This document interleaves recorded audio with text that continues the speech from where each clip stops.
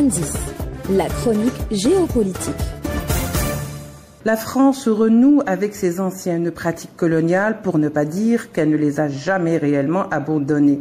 Comme à leur accoutumée, les autorités françaises pointent leur nez dehors à chaque fois qu'une crise politique ou institutionnelle les touche ou touche leur gouvernement de près et menace les fondements de leur République. Cette fois-ci, et pour ne pas déroger à la règle, la France officielle, par la voie de sa diplomatie, de son représentant, n'a rien trouvé de plus ingénieux que d'annoncer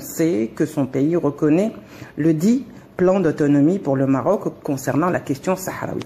Faut dire qu'en soi, ce n'est pas cette position française d'être avec ou pour qui étonne le plus, mais plutôt le fait qu'un pays comme la France, de plus est membre du Conseil de sécurité de l'ONU,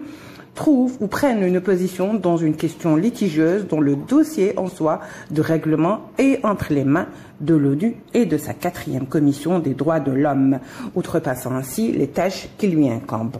Ceci est une transgression flagrante des lois et des résolutions internationales et onusiennes concernant ce dossier en particulier, et c'est là que ça devient plus dangereux. C'est un parti pris inadmissible du point de vue de la légalité internationale. Un pays membre du Conseil de sécurité de l'ONU se doit avant tout de rester neutre et impartial devant les dossiers de décolonisation non résolus, et toute prise de position constitue une dérive grave qui ouvre ainsi la porte de Pandore au déraillement de toutes sortes et fragilise le droit international qui est déjà objet de critiques en raison de la guerre contre Gaza. L'Algérie, de par sa position constante vis-à-vis des questions justes et vis-à-vis surtout du respect de l'application des résolutions onusiennes et internationales, vient de dénoncer cette position qu'elle juge d'abord, je cite, inopportune et surtout irresponsable de la part d'un pays comme la France.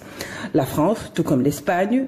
connue pour leur penchant mystérieux pour le Maroc, s'oublie parfois et oublie souvent que les questions politiques d'envergure ne se traitent pas toujours dans des sérails et des palais à Marrakech.